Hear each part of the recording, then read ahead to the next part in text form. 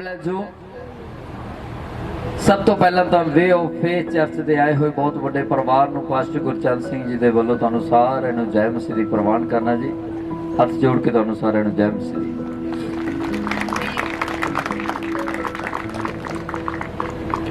अज असी बहुत खास टॉपिक ते गल करन जा रहे हैं।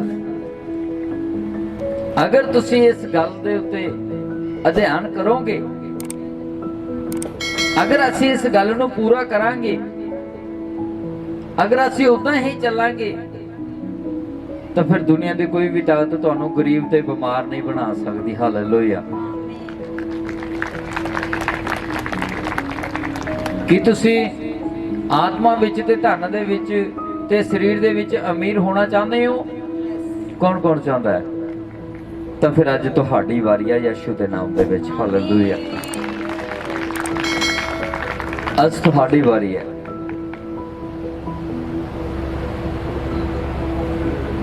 अज देखिए कि बहुत भैन भरा जिहड़े आंदे ने चर्च दे विच, नवे नवे आंदे ने, वो बहुत ज्यादा प्यार करते ने पास्टर नूं, बहुत ज्यादा प्यार करते ने। नवे नवे आंदे ने क्योंकि उन्होंने हौली हौली पता लगता कि सानू आ भी काम छड्डना पैना, सानू आ भी काम छड्डना पैना, सानू आ भी काम छड्डना पैना। और जो गलत कामां तो किनारा करना पैना, फिर वो की करते हैं, फिर गलत काम जारी रखते हैं, पास्टर दे नाल यारी, पास्टर नूं ही छड्ड दिंदे ने भी काम नहीं छड्डने, और आपनूं हजे बूढ़े होके मन लांगे। जो पहली पहली बारी कोई परिवार आउंदे ने तो बड़ा प्यार दिखाउंदे ने, बड़ी आत्मा दीयां गल्लां सानूं सिखाउण ला जांदे ने, बड़े वड्डे वड्डे पुल बन देणगे कि जी जिवें तुसीं कहोगे असीं उदां ही करांगे, बस सानूं बचा के रखो, साडे उत्ते हत्थ रखिओ बना के। ਉਹ ਸਾਡਾ ਤਾਂ ਹੱਥ ਤੁਹਾਡੇ ਉੱਤੇ ਹਮੇਸ਼ਾ ਦੇ ਲਈ ਹੈ, ਪਰ ਜਿੱਤ ਉਹੀ ਪ੍ਰਾਪਤ ਕਰਦੇ ਨੇ ਜਿਹੜੇ ਅਧੀਨਗੀ ਚ ਰਹਿੰਦੇ ਨੇ। ਹਾਲੇਲੂਇਆ। ਉਹੀ ਜਿੱਤ ਨੂੰ ਪ੍ਰਾਪਤ ਕਰਦੇ ਨੇ। ਆਓ ਅਸੀਂ ਵਚਨ ਪੜ੍ਹਦੇ, ਜਦੋਂ ਉਤਪਤੀ ਦੀ ਕਿਤਾਬ ਉਹਦੀ 16 ਅਧਿਆਇ ਉਹਦੀ 9 ਆਇਤ ਪੜ੍ਹਨਾ ਸ਼ੁਰੂ ਕਰਾਂਗੇ। ਹਾਲੇਲੂਇਆ। ਫਿਰ ਯਹੋਵਾ ਦੇ ਦੂਤਾਂ ਨੇ ਉਹਨੂੰ ਆਖਿਆ ਕਿ ਆਪਣੀ ਬੀਬੀ ਕੋਲ ਮੁੜ ਜਾ ਅਤੇ ਆਪਣੇ ਆਪ ਨੂੰ ਉਸਦੇ ਤਾਂਬੇ ਕਰ ਦੇ। ਹਾਂ, ਉਹਦੇ ਹਵਾਲੇ ਕਰ ਦੇ। ਹੁਣ ਇਹ ਕਹਾਣੀ ਤੋਂ ਸਾਨੂੰ ਸਿੱਖਣਾ ਪੈਣਾ। ਹੁਣ ਇੱਕ ਅਜ਼ਰਾ ਨਾਮ ਦੀ ਨੌਕਰਾਨੀ ਸੀ ਅਬਰਾਹਮ ਦੇ ਘਰ ਦੇ ਵਿੱਚ, ਤੇ ਸਾਰਾ ਦੇ ਕੋਲ ਕੋਈ ਬੱਚਾ ਨਹੀਂ ਸੀ। ਸਾਰਾ ਨੇ ਆਪਣੇ ਪਤੀ ਨੂੰ ਆਖਿਆ, ਤੂੰ ਏਦਾਂ ਕਰ, ਮੇਰੀ ਨੌਕਰਾਨੀ ਤੋਂ ਇੱਕ ਬੱਚੇ ਨੂੰ ਲੈ ਲੈ ਔਰ ਆਪਣਾ ਜਿਹੜਾ ਬੰਸ ਉਹ ਚੱਲਦਾ ਹੋ ਜਾਏਗਾ। ਉਹ ਜਦੋਂ ਹੀ ਨੌਕਰਾਨੀ ਅਜ਼ਰਾ ਦੇ ਨਾਲ ਉਹਨੇ ਸੰਗ ਕੀਤਾ ਤਾਂ ਉਹਦੇ ਇੱਕ ਬੱਚਾ ਗਰਭ ਦੇ ਵਿੱਚ ਆਇਆ। ਲੇਕਿਨ ਜਦੋਂ ਬੱਚਾ ਆਉਣ ਤੋਂ ਬਾਅਦ ਉਹ ਨੌਕਰਾਨੀ ਭੁੱਲ ਗਈ ਕਿ ਮੈਂ ਨੌਕਰਾਨੀ ਆ। ਉਹ ਮਹਾਰਾਣੀ ਦੀ ਕਦਰ ਕਰਨੀ ਛੱਡ ਗਈ ਸੀ। ਤਾਂ ਫਿਰ ਇੱਕ ਦਿਨ ਕੀ ਹੋਇਆ, ਸਾਰਾ ਨੇ ਕਿਹਾ, ਦੇਖੋ ਅਬਰਾਹਮ, ਮੈਂ ਤੁਹਾਡੀ ਪਤਨੀ ਹਾਂ, ਲੇਕਿਨ ਮੇਰੀ ਨੌਕਰਾਨੀ ਮੇਰੀ ਇੱਜ਼ਤ ਨਹੀਂ ਕਰਦੀ, ਉਹ ਮੈਨੂੰ ਬਦਨਾਮ ਕਰਦੀ ਹੈ। लेकिन अब्राहम ने क्या कहना, जा जिवें तेरी इच्छा तू ਉਹਦੇ ਨਾਲ ਉਦਾਂ ਦਾ ਰਿਐਕਟ ਕਰ। ਉਹਨੇ ਕਿਸੇ ਨੂੰ ਨਹੀਂ ਦੱਸਿਆ, ਉਹਨੇ ਕਿਸੇ ਮਨੁੱਖ ਅੱਗੇ ਗੱਲ ਨਹੀਂ ਕੀਤੀ, ਉਹਨੇ ਗੱਲ ਕੀਤੀ ਸੈਨਾ ਦੇ ਯਹੋਵਾ ਦੇ ਨਾਲ। ਹਾਲੇਲੂਇਆ। ਕਿਹਦੇ ਨਾਲ ਗੱਲ ਕੀਤੀ? ਸੈਨਾ ਦੇ ਯਹੋਵਾ ਨਾਲ। ਉਹ ਅੰਦਰ ਬੈਠ ਕੇ ਉਹ ਪ੍ਰਾਰਥਨਾ ਕਰ ਰਹੀ ਹੈ ਕਿ ਪ੍ਰਭੂ ਤੂੰ ਮੇਰੀ ਆਵਾਜ਼ ਨੂੰ ਸੁਣਦਾ ਕਿਉਂ ਨਹੀਂ। ਲੇਕਿਨ ਜਦੋਂ ਅਜ਼ਰਾ ਬਾਹਰ ਜਾਰੀ ਹੁੰਦੀ ਹੈ ਤਾਂ ਸਵਰਗੀ ਦੂਤ ਆਵਾਜ਼ ਬੋਲਦੇ ਨੇ, ਪੜ੍ਹਦੇ ਹੀ ਵਚਨ ਦੁਆਰੇ। ਫਿਰ ਯਹੋਵਾ ਦੇ ਦੂਤ ਨੇ ਉਹਨੂੰ ਆਖਿਆ, ਸਵਰਗੀ ਦੂਤ ਉਤਰੇ ਉਸ ਅਜ਼ਰਾ ਦੇ ਕੋਲ ਜਿਹੜੀ ਸਾਰਾ ਨੂੰ ਪਹਿਚਾਨਦੀ ਨਹੀਂ ਸੀ। ਸਵਰਗੀ ਦੂਤ ਉਤਰੇ ਨੇ, ਬੋਲੇ ਨੇ, ਹਾਂਜੀ ਬੋਲੋ, ਕਿ ਆਪਣੀ ਬੀਬੀ ਕੋਲ ਮੁੜ ਜਾ। ਹਾਂ, ਉਹ ਕੀ ਕਹਿ ਰਹੇ ਨੇ ਕਿ ਤੂੰ ਆਪਣੀ ਬੀਬੀ ਦੇ ਕੋਲ ਜਾ, ਉਹਦੀ ਅਧੀਨਗੀ ਦੇ ਵਿੱਚ ਰਹਿ। ਜੇ ਉਹਨੇ ਤੈਨੂੰ ਗੱਲ ਨਾਲ ਲਗਾਇਆ, ਇਹਦਾ ਮਤਲਬ ਤੂੰ ਧੋਖਾ ਨਾ ਕਰ। ਜੇ ਤੂੰ ਅਧੀਨਗੀ ਵਿੱਚ ਰਹੇਂਗੀ, ਉਹ ਅਜ਼ਰਾ ਨੂੰ ਸਵਰਗੀ ਦੂਤ ਕਹਿ ਰਿਹਾ, ਕਹਿੰਦਾ ਜੇ ਤੂੰ ਅਧੀਨਗੀ ਵਿੱਚ ਰਹੇਂਗੀ ਤਾਂ ਕੀ ਹੋਏਗਾ? ਪੜ੍ਹ ਦਿਓ। ਅਤੇ ਆਪਣੇ ਆਪ ਨੂੰ ਉਸ ਦੇ ਤਾਂਬੇ ਕਰ ਦੇ। ਆਪਣੇ ਆਪ ਨੂੰ ਉਸ ਸਾਰਾ ਦੇ ਤਾਂਬੇ ਕਰ ਦੇ, ਉਹਦੇ ਅਧੀਨ ਕਰ ਦੇ। ਉਹ ਨਾਲੇ ਯਹੋਵਾ ਦੇ ਦੂਤ ਨੇ ਉਹਨੂੰ ਆਖਿਆ, ਹਾਂ, ਮੈਂ ਤੇਰੀ ਅੰਸ਼ ਨੂੰ ਇੰਨਾ ਵਧਾਵਾਂਗਾ ਕਿ ਉਹ ਵਾਧੇ ਦੇ ਕਾਰਨ ਗਿਣੀ ਨਾ ਜਾਵੇਗੀ। ਹਾਲੇਲੂਇਆ। ਕੀ ਕਹਿ ਕੇ ਸਵਰਗੀ ਦੂਤ ਇਸ ਜਗ੍ਹਾ ਤੇ? ਸਵਰਗੀ ਦੂਤ ਕੀ ਕਹਿ ਗਏ ਨੇ? ਕਹਿੰਦੇ ਅਜਰਾ, ਜਿੰਨਾ ਚਿਰ ਤੂੰ ਸਾਰਾ ਦੇ ਅਧੀਨਗੀ ਚ ਨਹੀਂ ਰਹਿੰਦੀ ਉਹਨਾਂ ਚਿਰ ਤੇਰੇ ਪੱਲੇ ਕੱਖ ਵੀ ਨਹੀਂ ਪੈਂਦਾ। ਉਹ ਜਾ, ਅੱਜ ਹੀ ਤੈਨੂੰ ਮੈਂ ਹੁਕਮ ਕਰਦਾ, ਜਾ ਕੇ ਆਪਣੇ ਆਪ ਨੂੰ ਸਾਰਾ ਦੇ ਤਾਂਬੇ ਕਰ ਦੇ, ਆਪਣੇ ਆਪ ਨੂੰ ਅਧੀਨ ਕਰ ਦੇ, ਫਿਰ ਮੈਂ ਤੇਰੀ ਅੰਸ਼ ਨੂੰ ਇੰਨਾ ਕੁ ਵਧਾ ਦੇਵਾਂਗਾ ਉਹ ਗਿਣੀ ਨਹੀਂ ਜਾਵੇਗੀ। ਯਿਸੂ ਦੇ ਨਾਮ ਚ ਹਾਲੇਲੂਇਆ। ਆਮੀਨ। ਮੇਰੇ ਅਜੀਜੋ, ਅੱਜ ਸਾਡੀ ਅੰਸ਼ ਕਿੱਥੇ ਹੈ? ਅੱਜ ਸਾਡੇ ਕੰਮ ਕਿੱਥੇ ਨੇ? ਅੱਜ ਸਾਡਾ ਕਾਰੋਬਾਰ ਕਿੱਥੇ ਹੈ? ਕਿਉਂ ਨਹੀਂ ਵਧ ਰਿਹਾ? ਨਵੇਂ ਆਏ ਸੀ, ਬੜਾ ਪਿਆਰ ਪਾਇਆ ਸੀ, ਲੇਕਿਨ 2 ਮਹੀਨਿਆਂ ਬਾਅਦ ਤਲਾਕ ਹੋ ਜਾਂਦਾ ਹੈ। ਚਾਹੇ ਮੈਰਿਜ ਲਾ ਲਓ, ਚਾਹੇ ਪਾਸਟਰ ਨਾਲ ਲਗਾ ਲਓ। ਕਿਉਂ? ਕਿਉਂਕਿ ਸੱਚ ਦੀ ਬਾਣੀ ਦੇ ਨਾਲ ਚੱਲਣ ਦੇ ਲਈ ਕੌੜੀਆਂ ਗੱਲਾਂ ਸਿੱਖਣੀਆਂ ਪੈਂਦੀਆਂ ਨੇ, ਕੌੜੀਆਂ ਗੱਲਾਂ ਸੁਣਨੀਆਂ ਪੈਣਗੀਆਂ, ਕੌੜੀਆਂ ਗੱਲਾਂ ਹਾਜ਼ਮੇ ਕਰਨੀਆਂ ਪੈਣਗੀਆਂ। ਅਸੀਂ ਉਦਾਂ ਦੇ ਅਧੀਨਗੀ ਚ ਨਹੀਂ ਰਹਿਣਾ ਚਾਹੁੰਦੇ ਜਿੱਦਾਂ ਤਾਂ ਸਾਨੂੰ ਪਾਸਟਰ ਬਣਾਉਣਾ ਚਾਹੁੰਦਾ ਹੈ। ਅਸੀਂ ਚਾਹੁੰਦੇ ਹਾਂ ਕਿ ਤੁਹਾਡੀ ਜ਼ਿੰਦਗੀ ਅਜ਼ਰਾ ਦੀ ਤਰ੍ਹਾਂ ਗਿਣਤੀ ਦੇ ਵਿੱਚ ਨਾ ਆਵੇ, ਹਮੇਸ਼ਾ ਫੁੱਲਵੰਤ ਹੁੰਦੀ ਰਹੇ। ਕਦੋਂ? ਜਦੋਂ ਅਧੀਨਗੀ ਚ ਚੱਲਾਂਗੇ।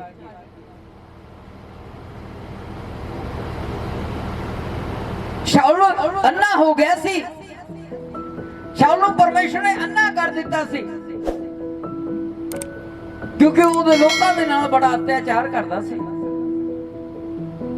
ਲੇਕਿਨ ਪਰਮੇਸ਼ਰ ਨੇ ਸੈਮੂਅਲ ਨੂੰ ਭੇਜਿਆ ਕਿ ਜਾ, ਪਹਿਲਾਂ ਜਾ ਕੇ ਉਹਨੂੰ ਮਸਾ ਕਰ। ਕੀ ਕਰ? ਮਸਾ ਕਰ। ਉਹ ਜਿਹੜਾ ਰੋਟੀ ਦੇ ਟੁਕੜੇ ਤੋਂ ਮੁਮਤਾਜ਼ ਸੀ, ਉਹਨੂੰ ਜਦੋਂ ਮਸਾ ਕੀਤਾ, ਉਹਨੂੰ ਦਿਖਣਾ ਸ਼ੁਰੂ ਹੋਇਆ। ਇੱਕ ਦਿਨ ਐਦਾਂ ਦਾ ਆਇਆ, ਪਰਮੇਸ਼ਰ ਨੇ ਸਾਊਲ ਨੂੰ ਰਾਜਾ ਬਣਾ ਕੇ ਖੜਾ ਕੀਤਾ। ਹਾਲੇਲੂਇਆ। ਕਦੋਂ? ਜਦੋਂ ਤੱਕ ਉਹ ਅਧੀਨਗੀ ਚ ਨਹੀਂ ਚੱਲਿਆ, ਉਦੋਂ ਤੱਕ ਰਾਜਾ ਨਹੀਂ ਬਣਿਆ, ਉਦੋਂ ਤੱਕ ਭਿਖਾਰੀ ਬਣਿਆ ਰਿਹਾ। ਇੱਕ ਕੋਠੇ 'ਚ ਪਿਆ ਸੀ, ਕੋਈ ਖਾਣ ਨੂੰ ਦੇ ਦਿੰਦਾ ਸੀ ਤਾਂ ਖਾ ਲੈਂਦਾ ਸੀ, ਦਿਖਦਾ ਹੈ ਨਹੀਂ ਸੀ। ਮੇਰੇ ਅਜੀਜੋ, ਅੱਜ ਸਾਡਾ ਵੀ ਇਹ ਕੰਮ ਹੋਏ ਪਏ ਨੇ। ਅਧੀਨਗੀ 'ਚ ਰਹਿਣਾ ਸਾਨੂੰ ਪਸੰਦ ਨਹੀਂ ਹੈ, ਆਜ਼ਾਦੀ 'ਚ ਰਹਿਣਾ ਪਸੰਦ ਕਰਦੇ ਆ। ਆਜ਼ਾਦੀ ਗਰੀਬੀ ਲੈ ਕੇ ਆਉਂਦੀ ਹੈ, ਜਿਹੜੀ ਅਧੀਨਗੀ ਹੈ ਉਹ ਅਮੀਰੀ ਲੈ ਕੇ ਆਉਂਦੀ ਹੈ, ਆਤਮਾ ਦੀ ਵੀ ਤੇ ਧਨ ਦੀ ਵੀ ਤੇ ਸਰੀਰ ਦੀ ਵੀ। ਹਾਲੇਲੂਇਆ। ਅੱਜ ਕਿਉਂ ਕਹਿ ਦਿੰਦੇ ਅਸੀਂ ਸਾਡੇ ਸਰੀਰਾਂ 'ਚੋਂ ਬਿਮਾਰੀਆਂ ਨਹੀਂ ਨਿਕਲੀਆਂ? ਸਾਨੂੰ ਇਹ ਪ੍ਰੋਬਲਮ ਹੋ ਗਈ, ਸਾਨੂੰ ਇਹ ਪ੍ਰੋਬਲਮ ਹੋ ਗਈ, ਸਾਨੂੰ ਇਹ ਪ੍ਰੋਬਲਮ ਹੋ ਗਈ। ਉਹ ਲੋਕੀ ਤਾਂ, ਉਹ ਭੈਣਾਂ ਤਾਂ ਯਿਸੂ ਮਸੀਹ ਦੇ ਪੱਲੇ ਨੂੰ ਛੂਹ ਕੇ ਠੀਕ ਹੋ ਜਾਂਦੀਆਂ ਸੀ। ਤੁਹਾਡੀ ਬਿਮਾਰੀ ਕਿੱਡੀ ਹੈ? ਇਹਦਾ ਮਤਲਬ ਹਜੇ ਅਧੀਨਗੀ ਫੋਕੀ ਹੈ, ਓਰੀਜਨਲ ਅਧੀਨਗੀ ਨਹੀਂ ਹੈ। ਹਜੇ ਸਾਡੇ ਵਿੱਚ ਅਧੀਨਗੀ ਥੋੜੀ ਜਿਹੀ ਘੱਟ ਹੈ। ਮੇਰੇ ਪਿਆਰਿਓ, ਕਦੋਂ ਅਸੀਂ ਸਿੱਖਾਂਗੇ ਸਾਰੀਆਂ ਗੱਲਾਂ ਨੂੰ? ਉਦੋਂ ਜਦੋਂ ਚਿੜੀਆ ਖੇਤ ਚੁੱਕ ਗਈ, ਕਿ ਜਦੋਂ ਟਾਈਮ ਬਹੁਤ ਘੱਟ ਰਹਿ ਗਿਆ ਸਾਡੇ ਕੋਲ, ਉਦੋਂ ਨਹੀਂ। ਇਹ ਸਾਨੂੰ ਅੱਜ ਹੀ ਸਿੱਖਣੀਆਂ ਪੈਣਗੀਆਂ, ਤਾਂ ਕਿ ਜਦੋਂ ਸਾਡੇ ਜਾਣ ਦਾ ਟਾਈਮ ਹੋਵੇ ਅਸੀਂ ਯਿਸੂ ਦੀ ਨਜ਼ਰ 'ਚ ਨਜ਼ਰ ਮਿਲਾ ਸਕੀਏ। ਵਚਨ ਕੀ ਕਹਿੰਦਾ? ਜਿਹੜਾ ਮੇਰੇ ਛੋਟੇ ਤੋਂ ਛੋਟੇ ਦਾਸ ਨੂੰ ਇੱਕ ਪਾਣੀ ਦਾ ਗਲਾਸ ਵੀ ਪਿਲਾਉਂਦਾ, ਉਹਦਾ ਪ੍ਰਤੀਫਲ ਸਵਰਗ 'ਚੋਂ ਪਾਉਂਦਾ। ਉਹ ਤੁਸੀਂ ਤਾਂ ਦਾਸ ਦੇ ਨਾਲ ਵਫਾਦਾਰੀ ਨਿਭਾਈ ਆ ਪੂਰੀ ਉਮਰ। ਤੁਸੀਂ ਯਿਸੂ ਦੇ ਸਾਹਮਣੇ ਕਹਿ ਸਕਦੇ ਹੋ, ਪ੍ਰਭੂ ਅਸੀਂ ਤੇਰੀ ਵੀ, ਤੇਰੇ ਦਾਸ ਦੀ ਵੀ ਉਨੀ ਕਦਰ ਕੀਤੀ ਹੈ। फिर परमेश्वर खुश होएगा, कहेगा कि हाँ तू मेरा मातवर नौकर है जी, तो मेरा जी खुश होया। हालेलुया। जे मातवर बनना है तो फिर सानू कौड़ियां गल्लां सीखनियां पैणगियां, सुननियां पैणगियां। मास्टर जेड़े बच्चे नू मारदा है उहनू कुछ बनाउणा चाहुंदा है, वो तां मारदा है भी जे पढ़ के आएगा ਤਾਂ ਇਹ ਕੱਲ ਨੂੰ ਫਸਟ ਡਿਵੀਜ਼ਨ ਤੇ ਆਏਗਾ। ਜੇ ਫਸਟ ਆਏਗਾ ਤਾਂ ਇਹਦਾ ਨਾਮ ਜਿਹੜਾ ਹੈਗਾ ਪੂਰੇ ਪੰਜਾਬ ਦੇ ਵਿੱਚ ਗੂੰਜੇਗਾ, ਤਾਂ ਇਹਨੂੰ ਕੱਲ ਨੂੰ ਸਰਕਾਰੀ ਜੋਬ ਮਿਲਣੀ ਹੈ। ਜੇ ਟੀਚਰ ਤੁਹਾਨੂੰ ਕੁਝ ਕਹਿੰਦਾ ਤਾਂ ਉਹਦੇ ਕਹਿਣ ਦੇ ਪਿੱਛੇ ਕੋਈ ਰਾਜ ਹੁੰਦਾ ਹੈ। ਸਮਝਿਆ ਕਰੋ, ਆਪਣੇ ਆਪ ਨੂੰ ਅਧੀਨਗੀ 'ਚ ਰੱਖਿਆ ਕਰੋ। ਆ ਪਿਛਲੀ ਵਾਰੀ ਕਿੰਨੇ ਭੈਣ ਭਰਾ ਸੀ ਜਿਹੜੇ ਗਵਾਹੀਆਂ ਦੇ ਕੇ ਗਏ ਨੇ ਕਿ ਪਾਸਟਰ ਜੀ ਅਸੀਂ ਅਧੀਨਗੀ ਚੋਂ ਛੱਡ ਗਏ ਸੀ, ਅਸੀਂ ਸਾਰਾ ਕੁਝ ਹੀ ਗਵਾ ਲਿਆ। ਤੁਹਾਡੇ ਸਾਹਮਣੇ ਹੀ ਗਵਾਹੀਆਂ ਆਉਂਦੀਆਂ ਨੇ। ਹਾਲੇਲੂਇਆ, ਉੱਚੀ ਬੋਲੋ ਹਾਲੇਲੂਇਆ, ਉੱਚੀ ਬੋਲੋ ਹਾਲੇਲੂਇਆ, ਹਾਲੇਲੂਇਆ। ਅਧੀਨਗੀ ਚ ਜਿੰਨਾ ਚਿਰ ਤੁਸੀਂ ਨਹੀਂ ਰਹਿੰਦੇ ਉਹਨਾਂ ਚਿਰ ਕੋਈ ਵੀ ਕੰਮ ਪੂਰਾ। ਹੰਨਾ ਦਾ ਪਰਿਵਾਰ ਸੀ ਜਿਹੜਾ ਉਹ ਸੈਮੂ ਏਲੀਆ ਦੇ ਨਾਲ ਵਫਾਦਾਰ ਸੀ। ਕਿਹਦੇ ਨਾਲ ਸੀ? ਏਲੀਆ ਨਬੀ ਦੇ ਨਾਲ ਵਫਾਦਾਰ ਸੀ। ਇੱਕ ਦਿਨ ਹੰਨਾ ਦਾ ਪਤੀ ਕੀ ਹੈ, ਮਰ ਜਾਂਦਾ। ਕੀ ਹੋ ਜਾਂਦਾ? ਤੇ ਉਹ ਕੀ ਬੋਲਦੀ ਹੈ, ਦੇਖੋ ਮੇਰਾ ਪਤੀ ਤਾਂ ਤੁਹਾਡੇ ਨਾਲ ਵਫਾਦਾਰ ਸੀ ਤੇ ਹੁਣ ਮੈਂ ਬਹੁਤ ਕਰਜ਼ਦਾਰ ਹੋ ਚੁੱਕੀ ਹਾਂ। ਇਸ ਕਰਕੇ ਪਰਮੇਸ਼ਰ ਨੇ ਉਹਦੇ ਉੱਤੇ ਕਿਰਪਾ ਕੀਤੀ ਤੇ ਉਹਨੂੰ ਫਲਵੰਤ ਕੀਤਾ। ਕਦੋਂ? ਜਿਹੜੇ ਵਫਾਦਾਰ ਬਣ ਕੇ ਰਹਿੰਦੇ ਨੇ ਉਹ ਹਮੇਸ਼ਾ ਫਲਵੰਤ ਬਣੇ ਰਹਿੰਦੇ ਨੇ ਯਿਸੂ ਦੇ ਨਾਮ ਦੇ ਵਿੱਚ। ਹਾਲੇਲੂਇਆ। ਉਹੀ ਹੰਨਾ ਸੀ ਜਿਹੜੀ ਆਪਣੇ ਦਾਸ ਦੇ ਨਾਲ ਵਫਾਦਾਰ ਰਹਿੰਦੀ ਸੀ, ਜਿਹਦੇ 14 ਸਾਲ ਬੱਚਾ ਨਹੀਂ ਸੀ ਹੋਇਆ, 13 ਸਾਲ ਬੱਚਾ ਨਹੀਂ ਸੀ ਹੋਇਆ। ਉਹ ਕੀ ਕਹਿ ਰਹੀ ਸੀ? ਇਹਦਾ ਮਤਲਬ ਉਹ 13 ਸਾਲ ਜਿਹੜਾ ਸਫ਼ਰ ਉਹਨੇ ਆਪਣੇ ਏਲੀਆ ਨਬੀ ਦੇ ਨਾਲ ਕੱਟਿਆ ਸੀ ਉਹ ਖਤਮ ਕਰ ਸਕਦੀ ਸੀ ਆਪਣੇ ਰਿਸ਼ਤੇ ਨੂੰ ਕਿ 13 ਸਾਲ ਤਾਂ ਹੋ ਗਏ, ਮੇਰੇ ਬੱਚਾ ਤਾਂ ਹੋਇਆ ਨਹੀਂ,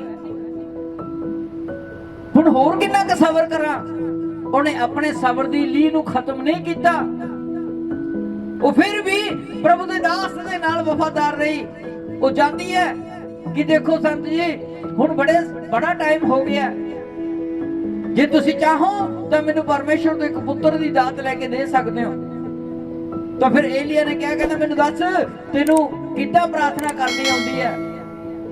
ਉਹਨੇ ਦੱਸਿਆ ਕਿ ਮੈਨੂੰ ਏਦਾਂ ਪ੍ਰਾਰਥਨਾ ਕਰਨੀ ਆਉਂਦੀ ਹੈ। ਤਾਂ ਉਹਦੇ ਗੁਰੂ ਨੇ ਦੱਸਿਆ ਕਿ ਤੈਨੂੰ ਮੰਗਣ ਦਾ ਤਰੀਕਾ ਨਹੀਂ ਆਇਆ, ਉਹ ਤੈਨੂੰ ਮੰਗਣ ਦਾ ਤਰੀਕਾ ਨਹੀਂ ਆਇਆ। ਤੈਨੇ ਇਹ ਕਹਿਣਾ ਕਿ ਪ੍ਰਭੂ ਜੋ ਤੂੰ ਮੈਨੂੰ ਦੇਂਗਾ ਉਹ ਤੇਰੇ ਹੀ ਕੰਮ ਕਰੇਗਾ, ਕੁੱਖ ਮੇਰੀ ਹੋਏਗੀ ਲੇਕਿਨ ਤੇਰਾ ਹੋਏਗਾ ਉਹ। ਹਾਲੇਲੂਇਆ। ਜਦੋਂ ਉਹਨੇ ਵਫਾਦਾਰੀ ਨਿਭਾਈ ਆਪਣੇ ਦਾਸ ਦੇ ਨਾਲ, ਅਧੀਨਗੀ ਜਿਹੜੀ ਆਪਣੇ ਦਾਸ ਦੇ ਨਾਲ, 14ਵੇਂ ਸਾਲ ਉਹਦੇ ਕੋਲ ਪੁੱਤਰ ਹੋਇਆ। ਸੈਮੂਅਲ ਨਾਮ ਰੱਖਿਆ ਗਿਆ ਸੀ ਉਹਦਾ। ਕਦੋਂ ਉਹਨੂੰ ਬਰਕਤ ਮਿਲੀ? ਇਹਦਾ ਮਤਲਬ 13 ਸਾਲ ਉਹਨੂੰ ਮੰਗਣ ਦਾ ਪਤਾ ਨਹੀਂ ਸੀ ਲੱਗਿਆ ਕਿ ਮੰਗਣਾ ਕਿਵੇਂ ਹੈ। ਮੇਰੇ ਅਜ਼ੀਜ਼ੋ ਅੱਜ ਮੈਂ ਦੱਸ ਰਿਹਾ ਕਿ ਅੰਗੂਰ ਦੀ ਵੇਲ ਥੋੜੀ ਉੱਤੇ ਹੈ ਲੱਗੀ ਹੋਈ, ਜਿੱਦੋਂ ਦਾ ਅੰਗੂਰ ਟੁੱਟ ਗਏ ਉਹਦੇ ਲਈ ਤਾਂ ਅੰਗੂਰ ਬੜੇ ਮਿੱਠੇ ਨੇ, ਜਿੱਦੋਂ ਨਾ ਟੁੱਟੇ ਉਹ ਕਹੇਗਾ ਛੱਡ ਯਾਰ ਕਾਹਨੂੰ ਪਕਾਈ ਕਰਨੀ ਹੈ, ਅੰਗੂਰ ਤਾਂ ਖੱਟੇ ਹੀ ਨੇ। ਕਿਨੇ ਅੰਗੂਰ? ਉਹ ਜਿਹਨੇ ਮਿਹਨਤ ਕਰਕੇ ਤੋੜ ਲੈ ਉਹਦੇ ਲਈ ਖੱਟੇ ਵੀ ਮਿੱਠੇ ਬਣ ਜਾਣਗੇ। ਹਾਲੇਲੂਇਆ। ਕਿਉਂ? ਕਿਉਂਕਿ ਉਹਨੇ ਮਿਹਨਤ ਕੀਤੀ ਹੈ। ਅੰਗੂਰਾਂ ਨੂੰ ਤੋੜਨ ਦੇ ਲਈ ਉਹਨੇ ਯੋਜਨਾਵਾਂ ਬਣਾਈਆਂ ਨੇ, ਅੰਗੂਰਾਂ ਨੂੰ ਤੋੜਨ ਦੇ ਲਈ ਉਹਨੇ ਢਾਂਗਿਆਂ ਨੂੰ ਵਿੰਨਿਆ, ਆਪਸ ਦੇ ਵਿੱਚ ਜੋੜਿਆ, ਉਹਨੇ ਉਚਾਈ ਤੱਕ ਪਹੁੰਚਾਇਆ ਆਪਣਾ ਹੱਥ ਡੰਡੇ ਨਾਲ ਡੰਡਾ ਜੋੜ ਕੇ। ਜਦੋਂ ਅੰਗੂਰ ਦੀ ਵੇਲ ਦੇ ਨਾਲ ਗੁੱਛੇ ਦੇ ਨਾਲ ਉਹਨੇ ਕੁੰਡੀ ਪਾਈ ਤੇ ਉਹਨੂੰ ਥੱਲੇ ਲਗਾਇਆ, ਭਾਵੇਂ ਖੱਟੇ ਹੋਣ ਉਹਨੂੰ ਮਿੱਠੇ ਲੱਗਣਗੇ ਕਿਉਂਕਿ ਉਹਨੇ ਮਿਹਨਤ ਕੀਤੀ ਹੋਈ ਆ ਉਹਦੇ ਵਿੱਚ। ਹਾਲੇਲੂਇਆ। ਉਹ ਧੰਨ ਸੁਆਮੀ ਸਤਿਗੁਰੂ ਯਿਸੂ ਮਸੀਹ ਜੀ ਕਹਿ ਗਏ ਨੇ, ਅੰਗੂਰ ਦੀ ਵੇਲ ਮੈਂ ਹਾਂ, ਤੁਸੀਂ ਉਹਦੀਆਂ ਟਾਹਣੀਆਂ ਹੋ, ਜਿਹੜਾ ਮੇਰੇ ਵਿੱਚ ਰਹੇਗਾ ਉਹੀ ਬਹੁਤਾ ਫਲ ਦੇਗਾ, ਬਾਕੀ ਤੈਸ਼ ਨੈਸ਼ ਹੋ ਜਾਣਗੀਆਂ। ਹਾਲੇਲੂਇਆ। ਮੇਰੇ ਪਿਆਰਿਓ, ਅਗਰ ਅਸੀਂ ਚਾਹੁੰਦੇ ਆ ਪਰਮੇਸ਼ਰ ਤੋਂ ਕੁਝ ਲੈਣਾ, ਅਗਰ ਅਸੀਂ ਚਾਹੁੰਦੇ ਆ ਪਰਮੇਸ਼ਰ ਦੇ ਨਾਲ ਕਿ ਸਾਡੀ ਜ਼ਿੰਦਗੀ ਅੱਜ ਸਵਰ ਜਾਵੇ, ਤਾਂ ਫਿਰ ਆਪਣੇ ਆਪ ਨੂੰ ਉਸ ਅੰਗੂਰ ਦੀ ਵੇਲ ਦੇ ਨਾਲ ਜੋੜ ਕੇ ਰੱਖਣਾ ਹੈ। ਕੀ ਕਰਨਾ ਹੈ? ਜੋੜ ਕੇ ਰੱਖਣਾ। ਕਿਉਂਕਿ ਅਸੀਂ ਉਹਦੀ ਅੰਗੂਰ ਦੀ ਵੇਲ ਤੋਂ ਬਿਨਾ ਅਸੀਂ ਕੁਝ ਵੀ ਨਹੀਂ ਆ, ਸਾਡੇ ਕੋਲ ਹੋਰ ਕੁਝ ਵੀ ਨਹੀਂ ਹੈ। ਜਿੰਨਾ ਚਿਰ ਅਸੀਂ ਅਧੀਨਗੀ ਚ ਰਹਾਂਗੇ ਉਦੋਂ ਤੱਕ ਸਾਡੇ ਕੰਮਕਾਰ ਖੁੱਲਦੇ ਰਹਿਣਗੇ, ਉਦੋਂ ਤੱਕ ਸਾਡੀ ਬੱਲੇ ਬੱਲੇ ਹੁੰਦੀ ਰਹੇਗੀ। ਜਦੋਂ ਹੀ ਅਸੀਂ ਅਧੀਨਗੀ ਛੱਡ ਗਏ ਉਦੋਂ ਹੀ ਮਸਾ ਉਤਰ ਜਾਂਦਾ ਤੇ ਉਦੋਂ ਹੀ ਬੰਦਾ ਖਾਲੀ ਭਾਂਡੇ ਜਿਹਾ ਹੋ ਜਾਂਦਾ। ਅੱਜ ਬਰਕਤ ਜਿਹੜੀ ਹੈਗੀ ਆ, ਵਜ਼ਨ ਕੀ ਚ ਹੁੰਦਾ? ਖਾਲੀ ਭਾਂਡੇ ਚ ਹੁੰਦਾ ਜਾਂ ਭਰੇ ਹੋਏ ਭਾਂਡੇ ਚ ਹੁੰਦਾ? ਬੋਲਦੇ ਹੋ? ਜਿਹੜਾ ਭਾਂਡਾ ਭਰਿਆ ਹੁੰਦਾ ਉਹ ਚ ਵਜ਼ਨ ਵੀ ਹੁੰਦਾ, ਉਹਨੂੰ ਕੋਈ ਚੱਕ ਵੀ ਨਹੀਂ ਸਕਦਾ। ਹਾਲੇਲੂਇਆ। ਔਰ ਜਿਹੜਾ ਕੋਈ ਖਾਲੀ ਭਾਂਡਾ ਹੁੰਦਾ ਉਹਦੇ ਲੋਕ ਜਾਂਦੇ ਜਾਂਦੇ ਵੀ ਐ ਲੱਤ ਮਾਰ ਜਾਂਦੇ ਨੇ ਵੀ ਹੱਥ ਕਾਹਨੂੰ ਲਾਣਾ, ਇੱਧਰ ਨੂੰ ਖੇਡਾ ਮਾਰ, ਲਾ ਦੇ ਨੂੰ ਕੰਧ ਦੇ ਨਾਲ ਨੂੰ। ਇਸ ਕਰਕੇ ਆਪਣੇ ਆਪ ਨੂੰ ਭਰ ਕੇ ਰੱਖਿਆ ਕਰੋ ਆਤਮਾ ਦੇ ਨਾਲ, ਅਧੀਨਗੀ ਦੇ ਵਿੱਚ ਰਹਿਆ ਕਰੋ ਯਿਸੂ ਮਸੀਹ ਦੇ ਨਾਲ। ਲਾਸਟ ਵਚਨ ਪੜ੍ਹਦੇ ਬੇਟਾ, ਜਦੋਂ ਲੋਕਾਂ ਦੇ ਅੰਜੀਲ ਦੀ 10 ਅਧਿਆਏ ਉਹਦੀ 19 ਤੇ 20 ਐਤ ਪੜ੍ਹਦੇ ਹੋ। ਵੇਖੋ ਮੈਂ ਤੁਹਾਨੂੰ ਸੱਪਾਂ ਅਤੇ ਠੂਹਿਆਂ ਦੇ ਲਤਾੜਨ ਦਾ ਔਰ ਵੈਰੀ ਦੀ ਸਾਰੀ ਸ਼ਕਤੀ ਉੱਤੇ ਇਖਤਿਆਰ ਦਿੱਤਾ ਹੈ। ਹਾਂ, ਹੁਣ ਧੰਨ ਸੁਆਮੀ ਸਤਿਗੁਰੂ ਯਿਸੂ ਮਸੀਹ ਜੀ ਕੀ ਕਹਿ ਰਹੇ ਨੇ? ਕਹਿੰਦਾ ਦੇਖੋ ਮੈਂ ਤੁਹਾਨੂੰ ਸੱਪਾਂ ਦੇ ਠੂਹਿਆਂ ਦਾ ਲਤਾੜਨ ਦਾ, ਸੱਪਾਂ ਦੇ ਠੂਹਿਆਂ ਨੂੰ ਲਤਾੜਨ ਦਾ ਅਤੇ ਵੈਰੀ ਦੀ ਸਾਰੀ ਸ਼ਕਤੀ ਉੱਤੇ ਅਧਿਕਾਰ ਦੀ ਇਖਤਿਆਰ ਦਿੱਤਾ ਹੈ। ਮਿਲ ਗਿਆ ਤੁਹਾਨੂੰ ਇਖਤਿਆਰ? ਕਿਹਨੂੰ ਕਿਹਨੂੰ ਮਿਲਿਆ ਹੈ? ਸਾਰਿਆਂ ਨੂੰ ਨਹੀਂ ਮਿਲਿਆ। ਉਹ ਸਾਰੇ ਅਧੀਨਗੀ ਚ ਨਹੀਂ ਆ। ਜਿਹੜੇ ਅਧੀਨਗੀ ਚ ਰਹਿੰਦੇ ਨੇ ਉਹ ਕਹਿੰਦੇ ਨੇ ਕਿ ਆਹ ਕੰਮ ਹੋ ਗਈ ਯਿਸੂ ਦੇ ਨਾਂ ਚ, ਮੈਨੂੰ ਪਤਾ ਲੱਗੇ, ਉਹ ਕਹਿਣਗੇ ਹੋ ਗਿਆ, ਉਹਨੂੰ ਕਹਿੰਦੇ ਨੇ ਅਧੀਨਗੀ। ਮੇਰੇ ਪਿਆਰਿਓ, ਜਿੰਨਾ ਚਿਰ ਸਾਡੇ ਅੰਦਰੋਂ ਫੁੱਲ ਕੌਨਫੀਡੈਂਸ ਨਹੀਂ ਆਉਂਦਾ, ਜਿੰਨਾ ਚਿਰ ਅਸੀਂ ਅਧੀਨਗੀ ਚ ਨਹੀਂ ਰਹਿੰਦੇ, ਉਹਨਾਂ ਚਿਰ ਕੰਮ ਹੋਣ ਵਾਲੇ ਨਹੀਂ, ਉਹਨਾਂ ਚਿਰ ਗੱਲਾਂ ਫੂਕੀਆਂ ਮਾਰਨ ਵਾਲੇ ਆ।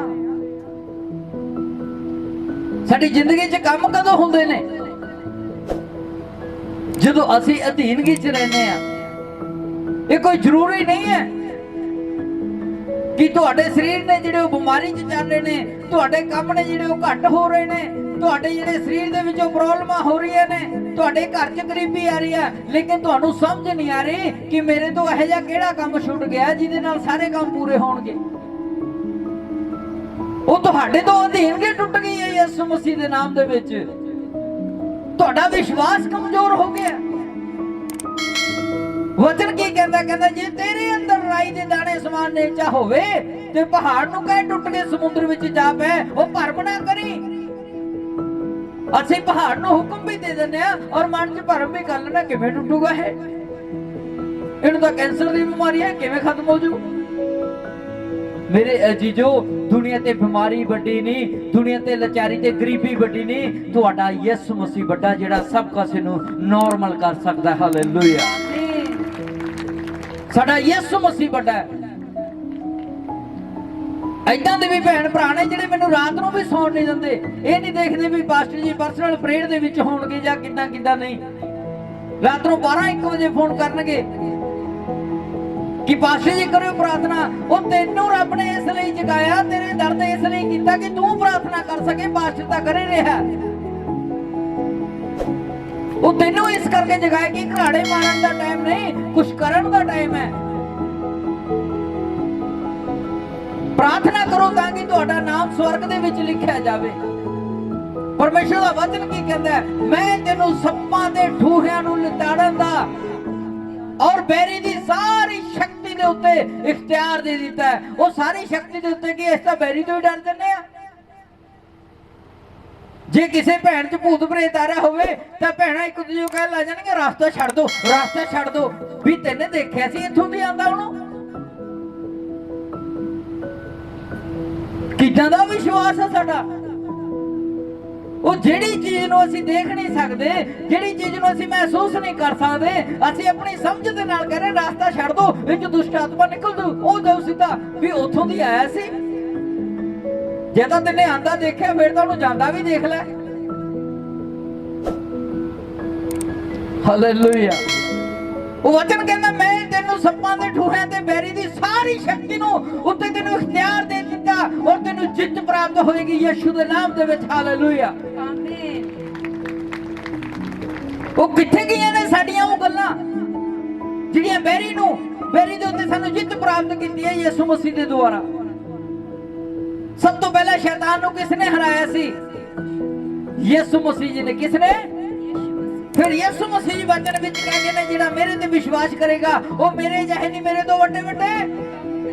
ਉਹ ਜੇ ਫਿਰ ਯਿਸੂ ਮਸੀਹ ਸ਼ੈਤਾਨ ਨੂੰ ਪੈਰ ਦੇ ਨੀਚੇ ਰੱਖ ਸਕਦਾ, ਫਿਰ ਤੁਸੀਂ ਤੇ ਮੈਂ ਵੀ ਸ਼ੈਤਾਨ ਨੂੰ ਪੈਰ ਦੇ ਨੀਚੇ ਰੱਖ ਸਕਦੇ ਹਾਂ। ਹਾਲੇਲੂਇਆ। ਆਮੀਨ।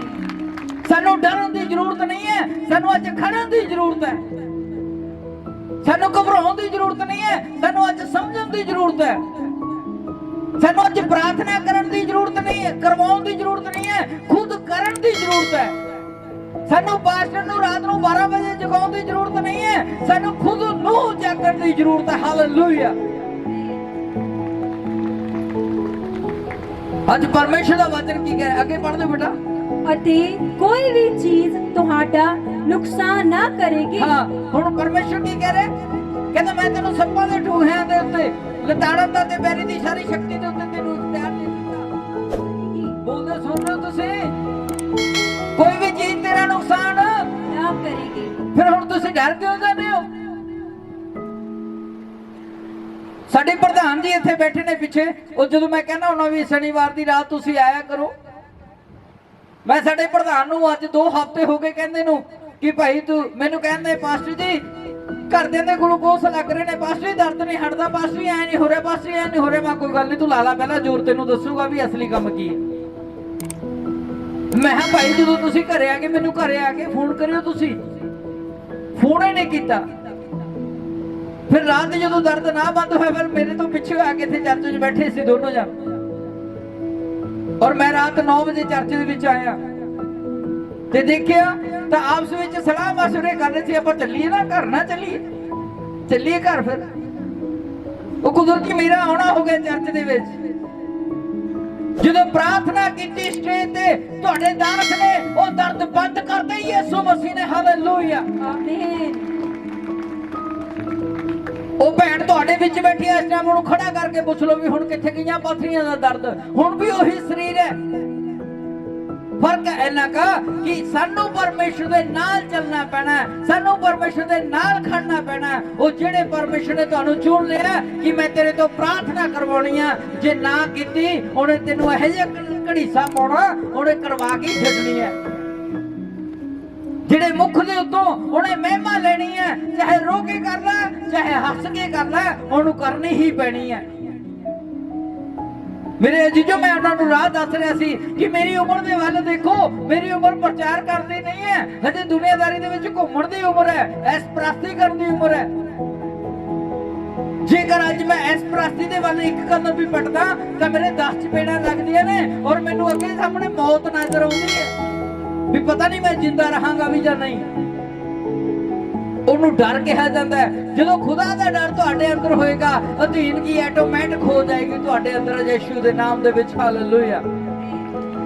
ਜਦੋਂ ਖੁਦਾ ਦਾ ਡਰ ਤੁਹਾਡੇ ਅੰਦਰ ਨਹੀਂ ਹੋਏਗਾ, ਫਿਰ ਕੋਈ ਅਧੀਨਗੀ ਨਹੀਂ ਹੁੰਦੀ, ਕੁਝ ਵੀ ਨਹੀਂ ਹੋਣ ਵਾਲਾ, ਕਿਉਂਕਿ ਸਾਡੇ ਅੰਦਰ ਅਧੀਨਗੀ ਨਹੀਂ ਹੈ।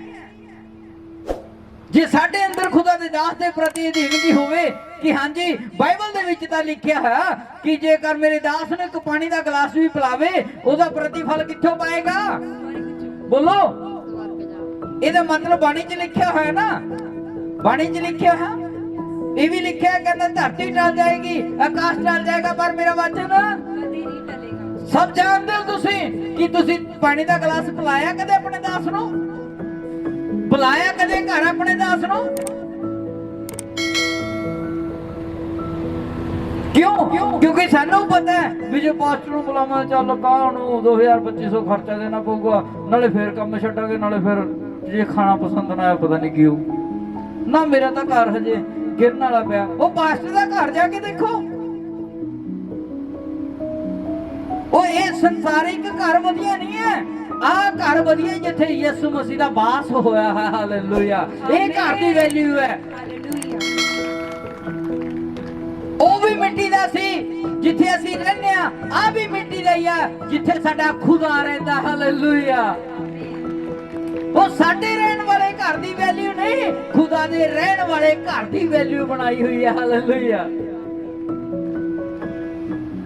ਜੇ ਤੁਸੀਂ ਚਾਹੁੰਦੇ ਹੋ ਕਿ ਹਾਂਜੀ ਸਾਨੂੰ ਬਲੇਸਿੰਗ ਦਾ ਮਿਲਣਾ ਚਾਹੀਦਾ, ਮੈਂ ਤੁਹਾਨੂੰ ਦੱਸਦਾ ਬਲੇਸਿੰਗ ਲੈਣ ਦੇ ਤੁਹਾਡੇ ਕੋਲ ਢੰਗ ਹੋਣੇ ਚਾਹੀਦੇ ਨੇ। ਬਾਈਬਲ ਦੇ ਵਿੱਚ ਜੇ ਹੰਨਾ ਮੰਗ ਸਕਦੀ ਹੈ ਤਾਂ ਤੁਹਾਨੂੰ ਵੀ ਮੰਗਣ ਦੇ ਵੱਲ ਹੋਣੇ ਚਾਹੀਦੇ ਨੇ। ਜਦੋਂ ਵੀ ਮੈਂ ਕਿਸੇ ਪਾਸਟਰ ਜੀ ਨੂੰ ਜਾਣਾ ਆ ਮਿਲਣ, ਜਾਂ ਕੋਈ ਵੀ ਮੈਨੂੰ ਮਿਲਦਾ, ਮੈਂ ਇਹੀ ਉਹਨਾਂ ਜਦੋਂ ਦੇਖ ਲੈਣਾ ਵੀ ਹਾਂਜੀ ਮੈਂ ਉੱਥੇ ਜਾਣਾ ਜਾਂ ਮੈਨੂੰ ਕੋਈ ਮਿਲਣ ਆ ਰਿਹਾ, ਤਾਂ ਮੈਂ ਮਨ ਦੇ ਵਿੱਚ ਕਹਿਣਾ ਕਿ ਪ੍ਰਭੂ ਜੋ ਕੁਛ ਇਹ ਬੰਦੇ ਕੋਲ ਤੇਰਾ ਹੈਗਾ ਦਿੱਤਾ ਹੈ, ਮੈਂ ਸਾਰਾ ਖਿੱਚ ਕੇ ਲੈ ਕੇ ਆਉਣਾ ਯਿਸੂ ਦੇ ਨਾਮ ਦੇ ਵਿੱਚ। ਹਾਲੇਲੂਇਆ। ਕੀ ਲੈ ਕੇ ਆਉਣਾ? ਪ੍ਰਭੂ ਜੋ ਤੈਨੇ ਤੇਰੇ ਦਾਸ ਦਾਸ ਨੂੰ ਦਿੱਤਾ, ਬਸ ਮੈਂ ਜਦੋਂ ਟੱਚ ਕਰਾਂਗਾ ਤਾਂ ਉਹ ਸਾਰਾ ਕੁਝ ਮੇਰੇ ਵਿੱਚ ਪ੍ਰਵੇਸ਼ ਹੋ ਜਾਵੇ। ਜਿੱਦਾਂ ਯਿਸੂ ਮਸੀਹ ਦੇ ਪੱਲੇ ਨੂੰ ਛੂ ਕੇ ਉਹ ਭੈਣ ਨੇ ਵਿਸ਼ਵਾਸ ਕੀਤਾ ਦੀ ਲਓ ਜੀ ਹੁਣ ਮੇਰੀ ਬਿਮਾਰੀ ਠੀਕ ਹੋ ਗਈ। ਇਹਨੂੰ ਵਿਸ਼ਵਾਸ ਕਿਹਾ ਜਾਂਦਾ। ਹਾਲੇਲੂਇਆ। ਕੀ ਕਿਹਾ ਜਾਂਦਾ? ਵਿਸ਼ਵਾਸ ਕਿਹਾ ਜਾਂਦਾ। ਇੱਕ ਪਾਸਟਰ ਨੂੰ ਮੈਂ ਗਿਆ ਮਿਲਣ, ਮੈਂ ਜੀ ਮੈਂ ਜਾਣਾ ਉਹਨਾਂ ਨੂੰ ਮਿਲਣ ਜਾਣਾ, ਮੈਨੂੰ ਟਾਈਮ ਮਿਲਿਆ, ਗਏ ਗੱਲਾਂ ਬਾਤਾਂ ਕਰਨੀਆਂ ਸੀ ਕੁਛ। ਪਾਸਟਰ ਕਿਸੇ ਨੂੰ ਗੱਲ ਨਾਲ ਨਹੀਂ ਮਿਲਦੇ, ਦੂਰੇ ਮਿਲਦੇ ਨੇ। ਜੈ ਮਸੀਹ ਜੀ। ਔਰ ਤੁਹਾਡੇ ਦਾਸ ਨੇ ਜਾ ਕੇ ਸਿੱਧੀ ਜੱਫੀ ਪਾ ਕੇ ਜੈ ਮਸੀਹ ਦੀ ਕਿਹਾ, 1 ਮਿੰਟ ਨਹੀਂ ਛੱਡੀ। ਉਹ ਪਾਸਟਰ ਨੂੰ ਰੱਬ ਨੇ ਦੱਸ ਦਿੱਤਾ ਉਹ ਤੇਰੇ ਵਿੱਚੋਂ ਕੁਝ ਨਿਕਲ ਰਿਹਾ। ਉਹ ਮੈਨੂੰ ਕਹਿੰਦਾ ਪਾਸਟਰ ਜੀ ਮੈਂ ਤਾਂ ਪਹਿਲੇ ਹੀ ਦੇ ਦਿੰਦਾ ਜੋ ਕੁਝ ਮੇਰੇ ਕੋਲ ਆ, ਹੋਰ ਨਾ ਜੱਫੀ ਪਾਓ। ਹਾਲੇਲੂਇਆ। ਕਿਉਂ? ਆਤਮਾ ਦੀਆਂ ਗੱਲਾਂ ਆਤਮਾ ਜਾਣਦਾ ਹੈ, ਪਰਮੇਸ਼ਵਰ ਦੀਆਂ ਗੱਲਾਂ ਪਰਮੇਸ਼ਵਰ ਜਾਣਦਾ ਹੈ। ਉਹ ਚੁਗਲੀਆਂ ਕਰਨ ਦੇ ਨਾਲੋਂ ਕਿੱਡਾ ਚੰਗਾ ਹੁੰਦਾ ਜੇ ਅਸੀਂ ਅਧੀਨਗੀ 'ਚ ਰਹਿ ਕੇ ਪਰਮੇਸ਼ਵਰ ਦਾ ਨਾਮ ਲਈਏ। ਉਹ ਗਲਤ ਕੰਮਾਂ ਨੂੰ ਛੱਡ ਕੇ ਕਿੱਡਾ ਚੰਗਾ ਹੁੰਦਾ ਜੇ ਅਸੀਂ ਉਹੀ ਟਾਈਮ ਪ੍ਰਾਰਥਨਾ ਦੇ ਵਿੱਚ ਸਪੈਂਡ ਕਰੀਏ। ਮੇਰੇ ਅਜੀਜੋ, ਅੱਜ ਅਧੀਨਗੀ 'ਚ ਰਹਿਣਾ ਜ਼ਰੂਰੀ ਹੈ। ਇਹ ਦੁਨੀਆ ਦੇ ਉੱਤੇ ਪਤਾ ਨਹੀਂ ਕੀ ਹੋ ਜਾਵੇ, 1 ਮਿੰਟ ਦਾ ਭਰੋਸਾ ਨਹੀਂ ਹੈ ਇਨਸਾਨ ਦਾ। ਅਗਰ ਤੁਸੀਂ ਚਾਹੁੰਦੇ ਹੋ ਕਿ ਅਸੀਂ ਹਮੇਸ਼ਾ ਸੇਫ ਰਹੀਏ, ਸਾਡੇ ਬੱਚੇ ਹਮੇਸ਼ਾ ਸੇਫ ਰਹਿਣ, ਤਾਂ ਫਿਰ ਅੱਜ ਤੋਂ ਤੁਸੀਂ ਅਧੀਨਗੀ ਦੇ ਵਿੱਚ ਰਹਿਣਾ ਸ਼ੁਰੂ ਕਰ ਦਿਓ। ਹਾਲੇਲੂਇਆ। ਔਰ ਰੱਬ ਤੁਹਾਡੇ ਲਈ ਰਾਸਤੇ ਖੋਲ੍ਹਣੇ ਸ਼ੁਰੂ ਕਰ ਦੇਗਾ। ਆਮੀਨ। ਇਹ ਨਹੀਂ ਸੋਚਣਾ ਕਿ ਮੈਨੂੰ ਕੁਝ ਮਿਲਿਆ ਨਹੀਂ। ਮੇਰੀਆਂ ਭੈਣਾਂ ਇੱਥੇ ਬੈਠੀਆਂ ਨੇ ਜਿਨ੍ਹਾਂ ਦੇ ਕੋਲ ਬੱਚੇ ਨਹੀਂ ਹੋਏ, ਤਾਂ ਉਹ ਹੰਨਾ ਦੇ ਵੱਲ ਧਿਆਨ ਕਰ ਲੈਣ। ਹੰਨਾ ਨੂੰ ਪਰਮੇਸ਼ਰ ਨੇ ਕੀ ਕਿਹਾ ਸੀ? ਏਲੀਆ ਨੇ ਕੀ ਕਿਹਾ ਸੀ? ਕਿਤੇ ਮੰਗਣ ਦਾ ਢੰਗ ਨਹੀਂ ਹੈ। ਜਿਨ੍ਹਾਂ ਦੇ ਕੋਲ ਬੱਚੇ ਨਹੀਂ ਹੈ, ਅੱਜ ਹੀ ਪ੍ਰਾਰਥਨਾ ਕਰਕੇ ਜਾਇਓ ਕਿ ਪ੍ਰਭੂ ਇਹ ਕੁੱਖ ਭਾਵੇਂ ਮੇਰੀ ਹੋਵੇ, ਲੇਕਿਨ ਜੋ ਜਨਮ ਲਏਗਾ ਉਹ ਤੇਰੇ ਨਾਮ ਦੇ ਉੱਤੇ ਉੱਚਾ ਕਰੇਗਾ ਤੇ ਤੇਰੇ ਲੋਕਾਂ ਨੂੰ ਬਚਾਏਗਾ ਯਿਸੂ ਦੇ ਨਾਮ ਦੇ ਵਿੱਚ। ਹਾਲੇਲੂਇਆ। ਜੇ 2022 ਦੇ ਵਿੱਚ ਤੁਸੀਂ ਆਪਣੇ ਸੈਮੂਅਲ ਦੇ ਨਾਲ ਇੱਥੇ ਨਾ ਬੈਠੇ ਹੋਏ ਤਾਂ ਫਿਰ ਗੱਲ ਕਰਿਓ ਤੁਸੀਂ। ਅਗੋ ਐਵੇਂ ਨਹੀਂ ਹੁੰਦੇ। ਅਗੋ ਇਹਨੂੰ ਬਣਾਉਣ ਦੀ ਕੋਈ ਜ਼ਰੂਰਤ ਨਹੀਂ ਸੀ ਪਰਮੇਸ਼ਰ ਨੂੰ। ਉਹਨੇ ਇਸੇ ਕਰਕੇ ਬਣਾਇਆ ਕਿ ਸਾਰੇ ਲੋਕ ਫਲਵੰਤ ਹੋ ਸਕਣ ਇੱਕ ਦੀ ਜਗ੍ਹਾ ਤੇ। ਉਹ ਮੋਮਬੱਤੀ ਐਵੇਂ ਨਹੀਂ ਬਣਾਤੀ, ਉਹ ਤਾਂ ਬਣਾਇਆ ਕਿ ਆਪ ਜਲੇ ਤੇ ਦੂਜਿਆਂ ਨੂੰ ਰੋਸ਼ਨੀ ਦੇਵੇ, ਕਿ ਤੁਹਾਡੇ ਠੋਕਰ ਨਾ ਲੱਗੇ ਹਨੇਰੇ ਦੇ ਵਿੱਚ। ਪਰਮੇਸ਼ਰ ਨੇ ਸਾਨੂੰ ਤਾਂ ਨਬੀ ਬਣਾਇਆ ਕਿ ਤੁਸੀਂ ਉੱਚੇ ਕੀਤੇ ਜਾਓ ਯਿਸੂ ਦੇ ਨਾਮ ਦੇ ਵਿੱਚ। ਹਾਲੇਲੂਇਆ।